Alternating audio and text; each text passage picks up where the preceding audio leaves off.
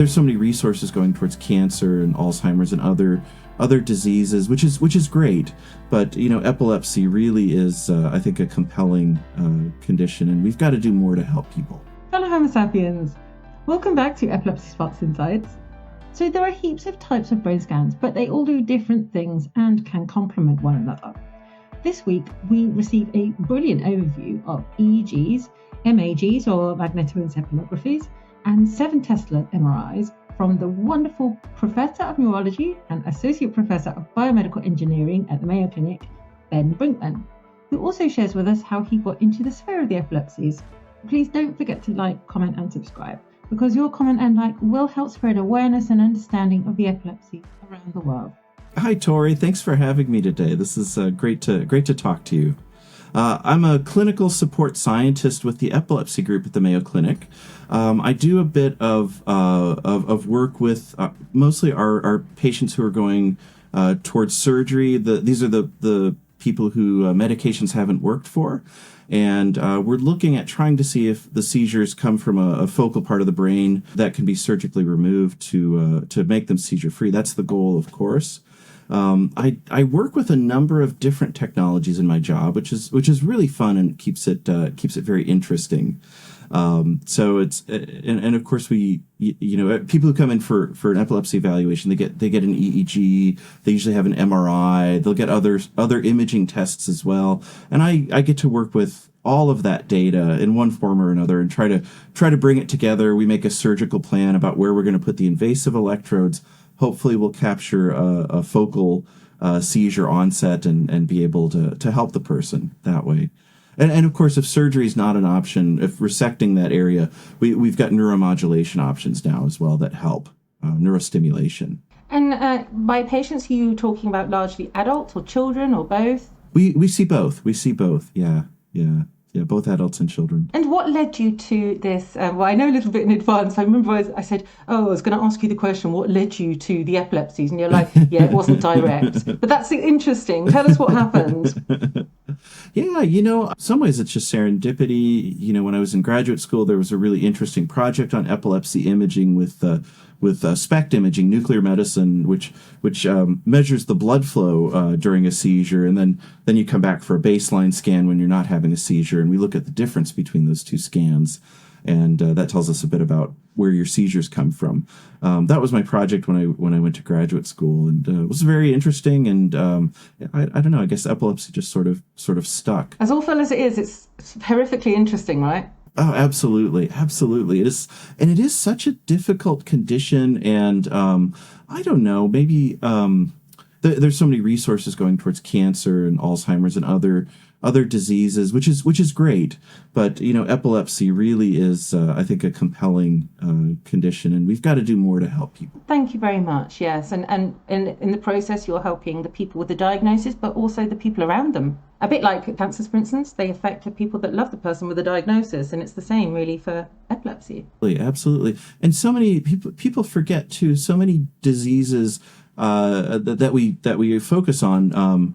They don't affect children, or epilepsy affects children. So someone with epilepsy could live a very long life with their seizures. And when you think about, what can I do to improve someone's quality of life most, catching them early and helping them early in life is tremendously impactful. And I guess I find that pretty meaningful.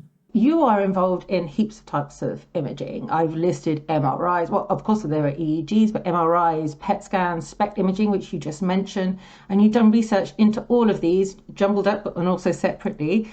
Can you tell us a little bit about that and what you've discovered and what you're focusing on right now?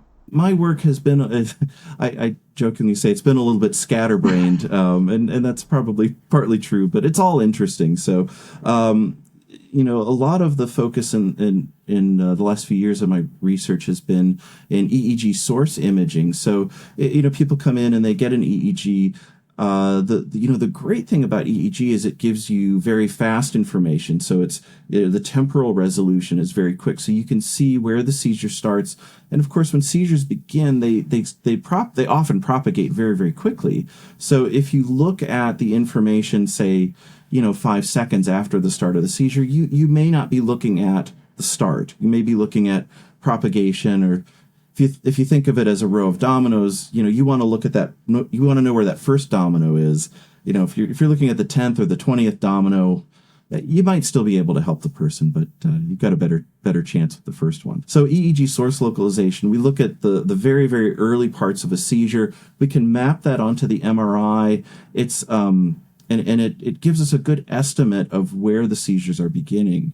And of course, one of the things that EEG source imaging does a great job of is with interictal discharges. These are these little blips that go on in the brain that are characteristic of epilepsy, but aren't an actual seizure. And to our knowledge, they have no real consequences, but they can help us identify the part of the brain that's abnormal and that we need to focus on. And the great thing is you record someone's EEG, you get hundreds of these blips. You can data average them. You could get a tremendous signal to noise ratio, and it makes the whole process more accurate. So you can see a little more clearly where those are coming from. I'm imagining some sort of 3D fancy model combining all this information. Is that kind of what we're looking at here? Absolutely, yeah. There's some cool software that can make a nice tiled model of the brain, and you can rotate it around and spin it, and actually the thing that's most helpful, I think, is to scan through the slices. We impose it onto an MRI. Actually, in a number of patients, just over the years doing this clinically, we've seen where the abnormal activity is coming from. We look back at the MRI and we find, actually there's something really subtle here that's not really normal. And our radiologist maybe will go back and take another look and say, gosh, maybe there is a focal cortical dysplasia or some other abnormality here. And statistically, that's amazing news for the patient, because if you can find an abnormality on MRI, something that's potentially causing their seizures, and you find a structural focus for that, their chances of being seizure-freedom go way up. If it's in the temporal lobe, it's something like 75% chance of seizure freedom long term, and I think extratemporal out of the temporal lobes, it's something like 60% chance. Amazing. So lots of people, and I've known people like this, still know people like this, who will say, I have no idea where my seizures originate from. I go and have my EEG showing nothing colourful. Same with the MRI, even though things have changed, like improved over the past few years, like still not showing anything. Would your type of work, do you think, benefit those type of people? Are we finding answers for more people like that now? Definitely. And I think functional imaging is really making great strides, and I have great hopes for it. So EEG source localization, MEG, which is magnetoencephalography, that's fancy. Yeah, very fancy, very cool technology. Again, it's a lot like EEG, but it's magnetic fields instead of the electrical fields. And why is that important? Well, the brain and the skull and the scalp are mostly transparent to magnetic fields. So a very small magnetic field emitted deep in the brain, you can see it with a good MEG system, whereas with an EEG system, you might not be able to see it. It's attenuated. It might get, the transmission can be a little bit different. So MEG can be very, very accurate at pinpointing those areas. And even if anybody wants to see what they look like, well, obviously they vary, but it's like having a big sort of, they remind me of what are those hairdryer things you get in old salons, where people, I don't know, they have perms or something, and it's like over your head, right? Exactly, yes. It does look like one of those big hairdryers with liquid helium. Slightly different. But I love what you were saying about how, that there are limitations, for instance, especially with EEG, you can only go so far deep into the tissue, but this, can go pretty much right the way through. Yes. Without harming.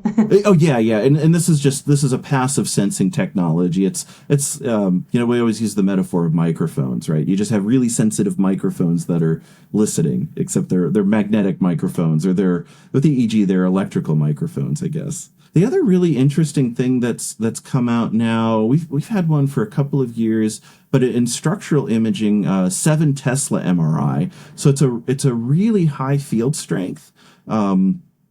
And you might say, well, why is that important? It's just an MRI, right? And it is. It is essentially the same technology as MRI, as conventional MRIs.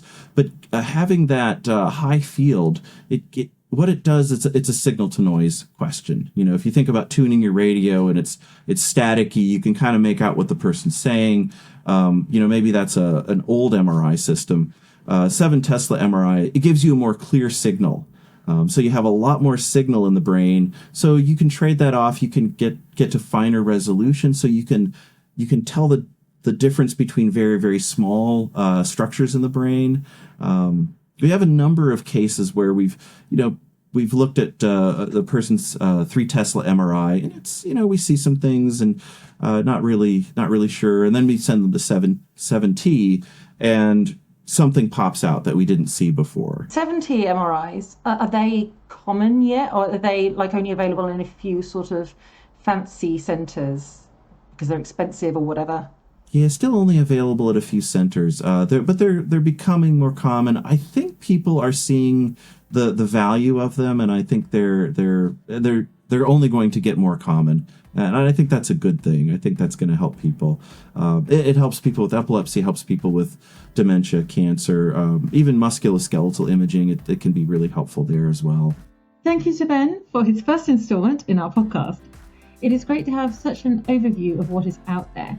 Do stay tuned for next week when Ben will be telling us about seizure forecasting, subcutaneous EEG devices, and wearables. To learn more about Ben, do check out his profile on torierobinson.com/epilepsy-sparks-insights, where you can also find the episode's transcript.